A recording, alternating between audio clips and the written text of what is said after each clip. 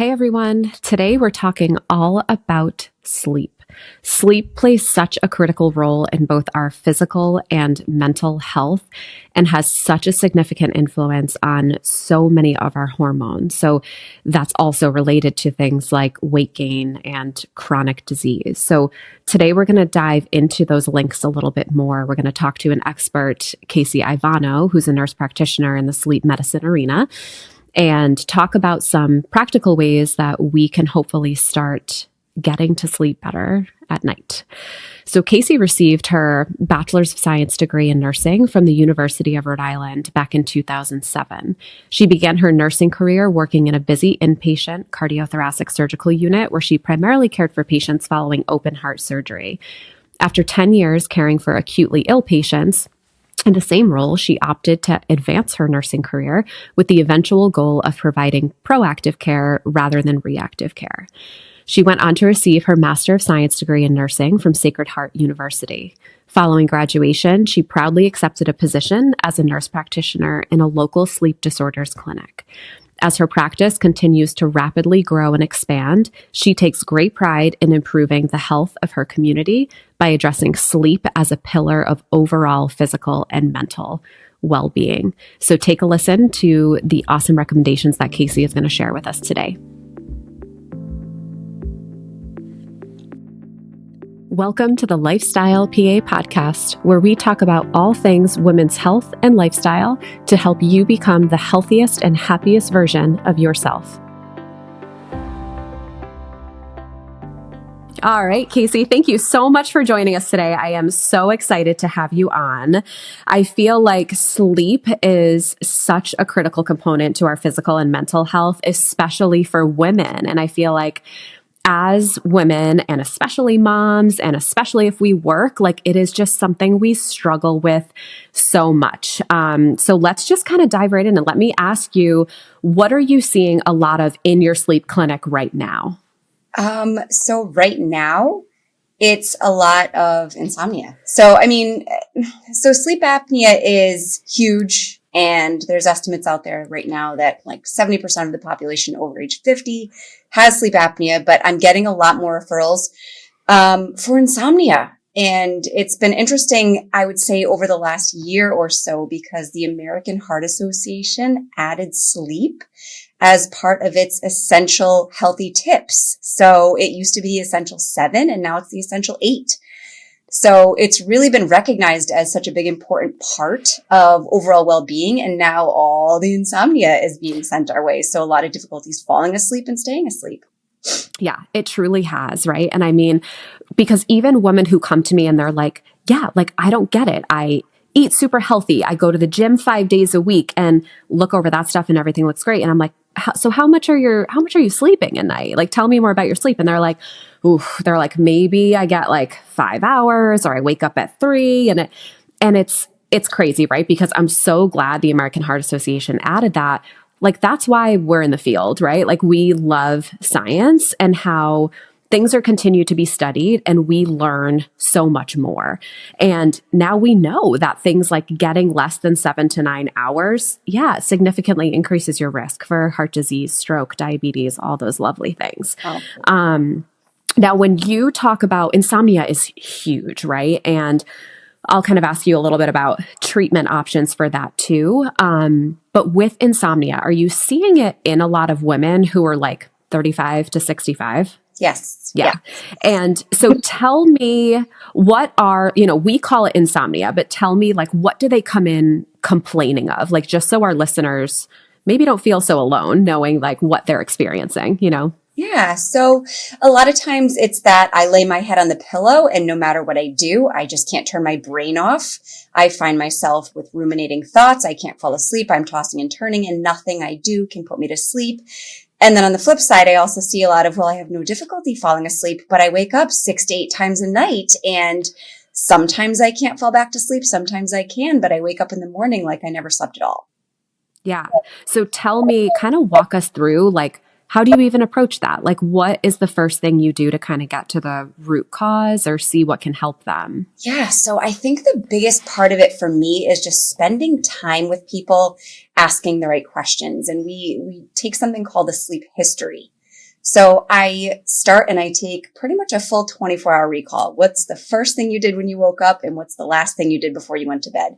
Everything from the amount of coffee you drink to did you work out? Did you work? How many kids do you have? Do you have pets? And really trying to go through and pick what could be disrupting hormones, what could be disrupting the quality of your environment, what could be disrupting your mood, anything like that. And how can we approach it to kind of make it better? And then I love to spend time educating about sleep hygiene because there are so many pieces of that puzzle that patients will say, I've tried everything. And then when you talk about it, they really maybe haven't, or they've missed a couple of the really important ones. 100%. And you're absolutely right. Like the reasons why people have difficulty falling asleep or waking up in the middle of the night, those vary, right? Like as women, we all have different types of stressors. But you're right. It's like simple, consistent changes. Like I am a huge fan of just sleep hygiene myself. And I'm like, you should be pretending you're sleeping in a cave, right? Like it should be like 65 degrees. It should be pretty dark, like no light interference at all. So tell us what you found for like essentials for what we call sleep hygiene that really help. Yeah. So the first thing I always talk about is light promotion and light withdrawal, right? So we have a lot of circadian and, kind of diurnal rhythms that are natural to our body, and we want to work with them and not against them. So the best thing you can do in the morning is give yourself some morning sun, and really either get out there, take a walk, sit on the porch, whatever you need to do just to kind of start your day. Have a really nice, good, high protein, complex carb breakfast to give you the energy to start your day. And then throughout the day, just try to find moments to reset and to do what you need to do in order to kind of keep your stress levels at a minimum and prevent those big cortisol surges or, those nasty things we always hear about. Cortisol is normal. It's supposed to be in the body, but it's supposed to be rhythmic. And we want to make sure that we're supporting that rhythm nice and high in the morning and nice and low at night. And then on the flip side, later on at night, you want to make sure that, you're not exposing yourself to too much screen time. We've heard a lot, I think, in these trending concepts of blue light. And I've had patients say, oh, I bought blue light glasses. And I'm like, well, that's great, but they probably don't do anything. But the premise of blue light, it's an even shorter wave light than the sun. So while our retina and our eyes perceive these sun's shortwave lights to promote wakeful hormones, blue light does the same thing tenfold. So, I'm at night and I'm thinking the best thing for me is to dissociate and turn my day off. I'm going to stare at my phone or stare at the TV or a tablet. All you're doing is promoting your wakeful hormones and neurotransmitters. So keep those lights low, find nice calming things to do with your family or by yourself, whatever that might be, and then promote those sleepy hormones to start kicking in on their own so that you feel like you can kind of go through that process effectively as you try to fall asleep and stay asleep. Such good tips. I laugh because like 2 years ago, I bought those blue light glasses and they looked super cute. Like I think I just liked wearing them because they looked nice. And one night it literally occurred to me, I'm like, as I'm staring at my phone, I'm like, I'm still staring at light. Like this is still stimulating my brain. And I definitely didn't notice a significant improvement with them. So I'm so glad you touched upon that. I bought them too. I tried them. Yep. Yeah, it's trendy, right? And like but no significant difference here. So, Sure.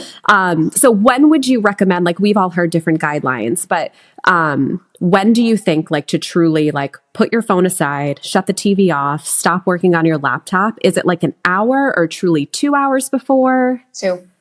Two, right? Which is kind of a joke because some people aren't even home from work 2 hours before bedtime. We're living these productive lifestyles but 2 hours before bedtime really should be that time that you give yourself away from screens.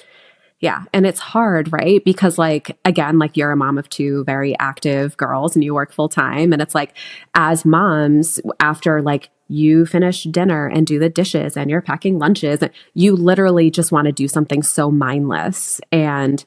But we've all been there, right? You fall into the real trap and an hour goes by and then you're like, oh my God, it's 10 o'clock. I should have been asleep 30 minutes ago.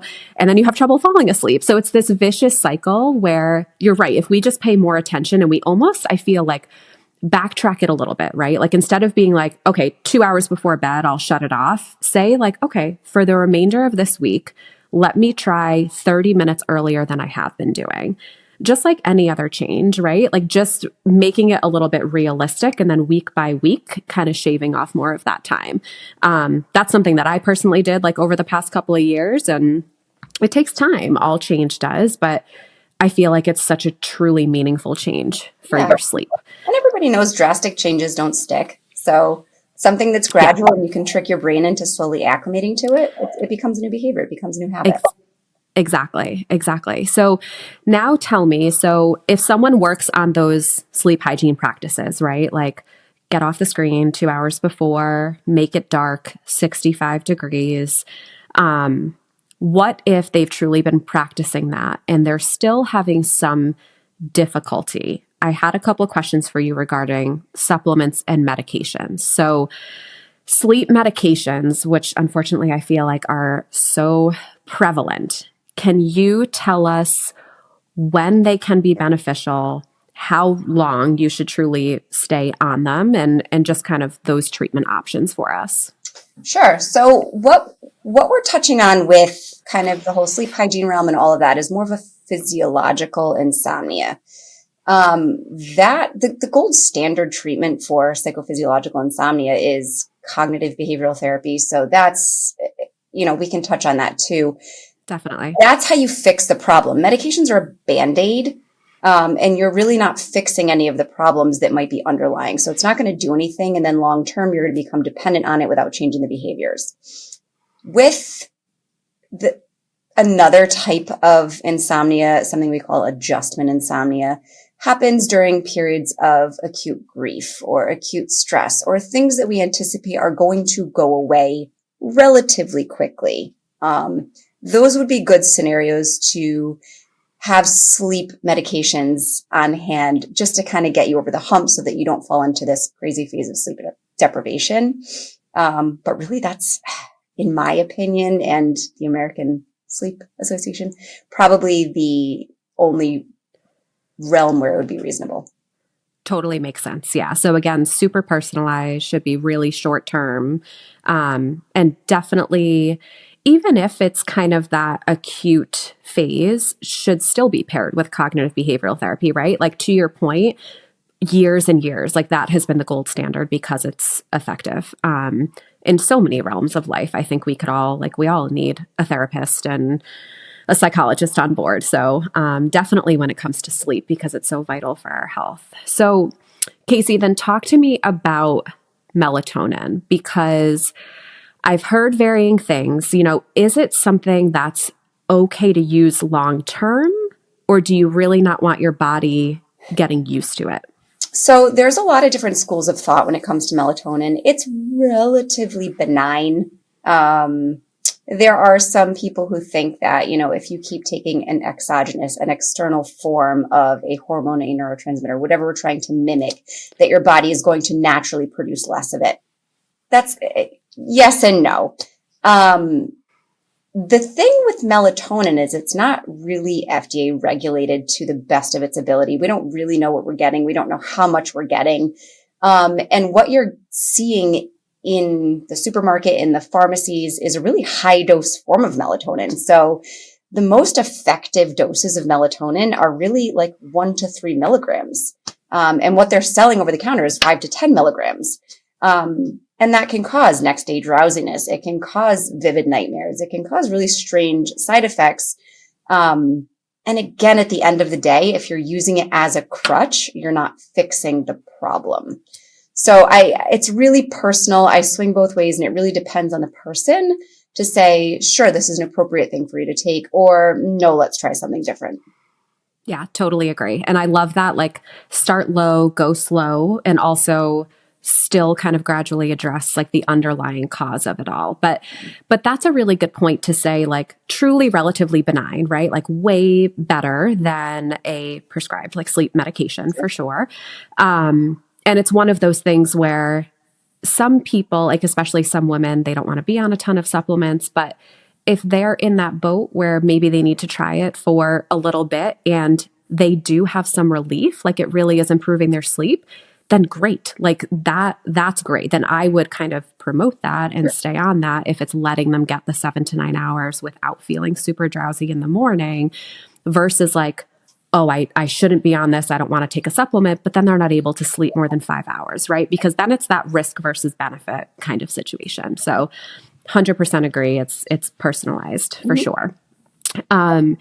So the only other than melatonin, as far as supplements, for my perimenopausal and menopausal patients, there's a decent amount of literature supporting tart cherry juice and magnesium. Have you had any luck with that with your patients? Absolutely. Yeah. So tart cherry juice does contain some small amounts of natural melatonin in it. So the same premise, we're promoting these sleepy hormones that are going to allow our brains to fall asleep easier, reduce your sleep latency, as well as the number of times you wake up.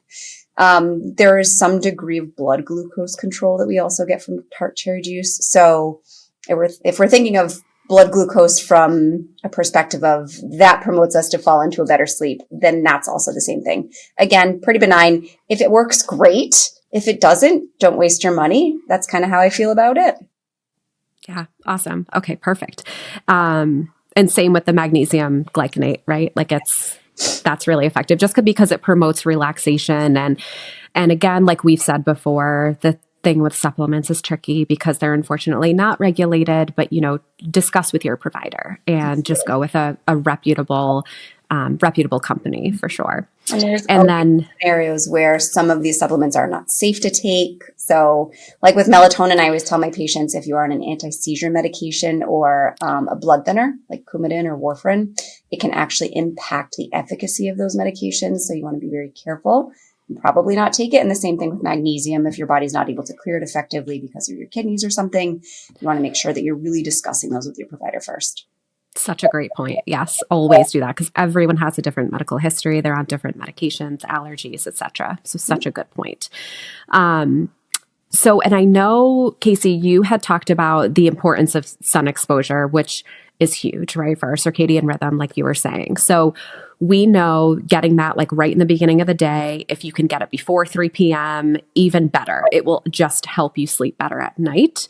What about physical activity? Like with your patients who you've recommended kind of getting that exercise, even if it's like a 10 or 20 minute walk, have they seen the benefit of that when it comes to sleep? 100%. So the interesting thing about sleep is the purpose of sleep is for physical restoration, right? So we've spent the entire day exhausting our body, potentially injuring cells, doing things that need sleep. You need restoration. So if you are, and I use the term lovingly, but if you're a bump on a log all day, there's nothing to restore. There's nothing to fix or benefit or any of that.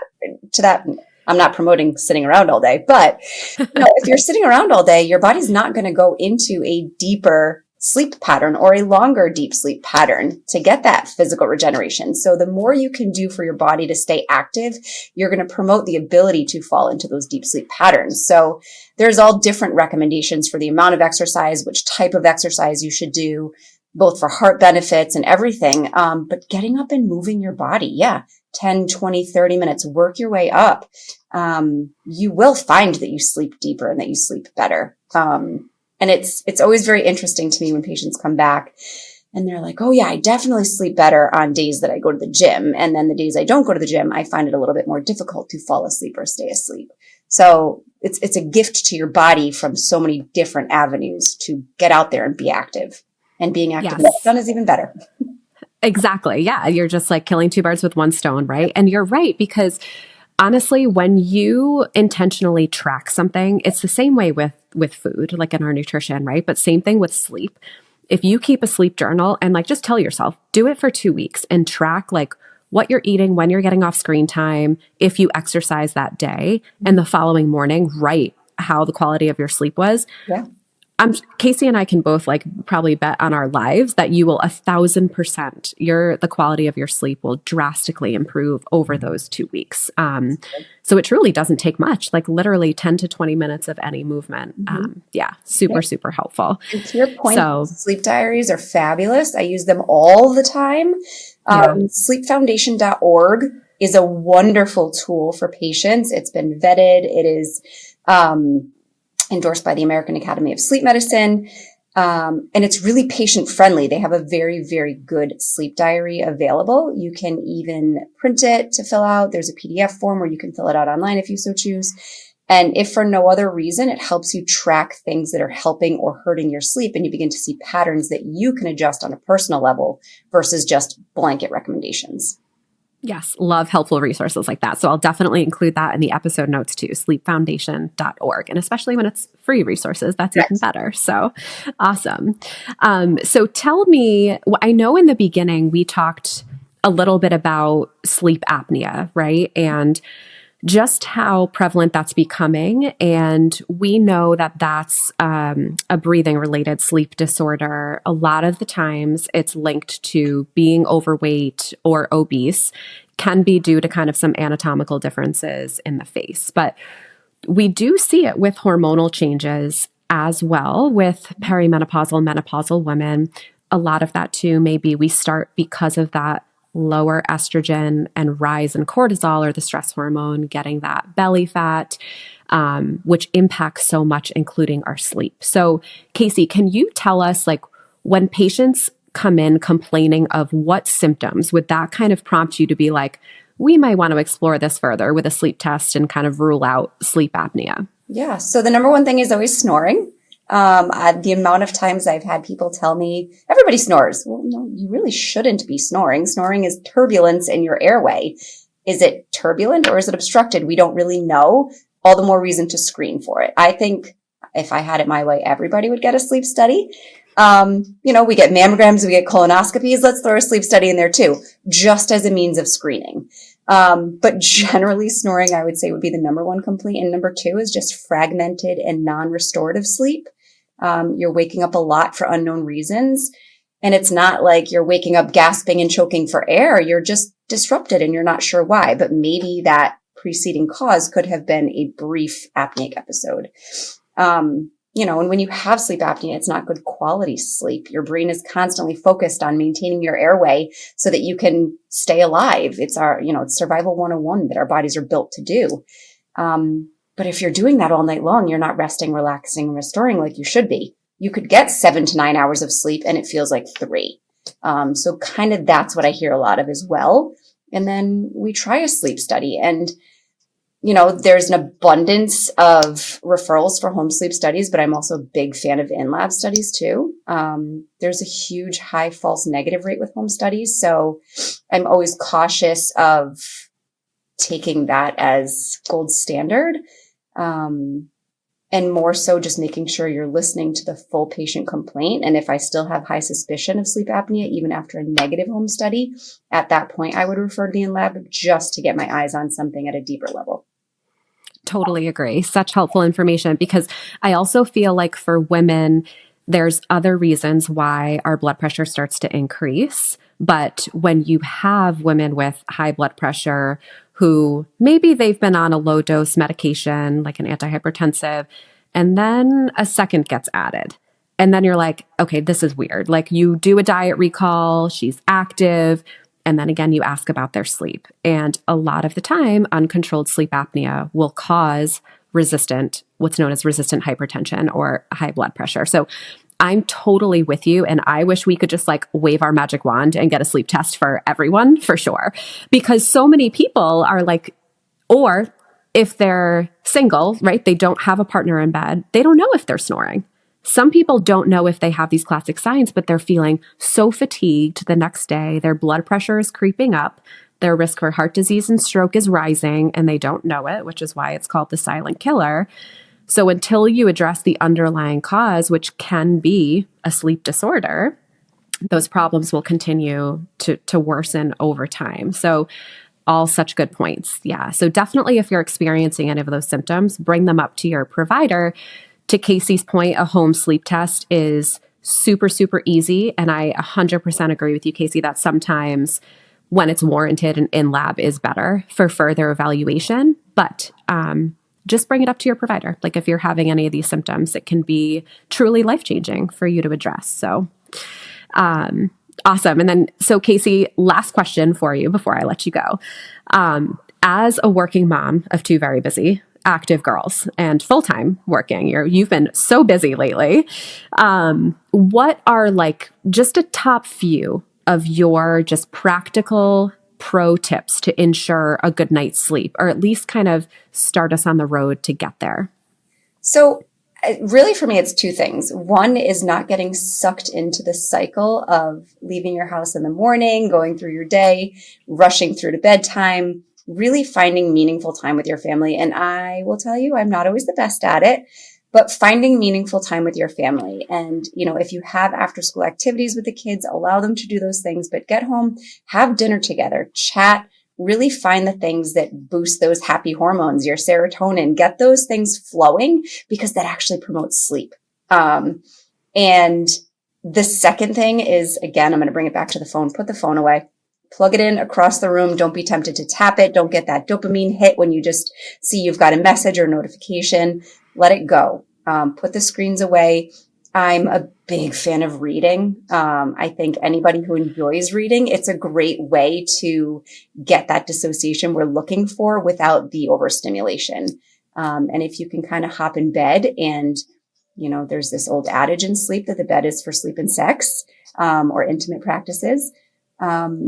I add reading into that mix a little bit too, because it is okay to have that book in front of you until you feel that drowsy feeling come on, and then you put your book away and you go to bed. And it tends to be a great equation if you can do those three things. For me personally, helps me fall asleep, stay asleep, and I'm good. I love that. And that's one thing I've started working on myself too, because you're right. I mean, like, we're in this field, but we're still human. We're still moms and we all have things to work on, right? But even like it's everywhere. So even on my smartwatch, right? Like now I've not only started to like put my phone aside during dinner and for the rest of the night, I have to take my watch off because I don't want any of the notifications. Like to your point, you can get so easily sucked in that we just have to be more aware and make the effort to be like after this time or during and after dinner, put them all aside. Like if it's truly emergency, someone will get in touch with you, right? But, and the other thing too is to your point, like also reading as a family activity. Like again, as a parent, I can't say this enough. And this, like kids are always watching you, like sometimes too much, like, and you're like, how did they even see that? Like how did they pick up on that? But you don't want to teach them, like they're already going to have enough to battle like these next 10 years, like their generation. And you don't want to teach them, you always need to be on your phone. You're always looking at your watch. You want to teach them to have a meaningful conversation, like especially over dinner, and take the time to read. So I love that. That is such good advice. So thank you so much for your time and your expertise today. And I will definitely put that sleepfoundation.org link in the episode notes. I so appreciate it. And for anyone who has any sleep specific questions, please just shoot me a message and we will be happy to address it. So thanks so much, Casey. You're welcome. Thank you.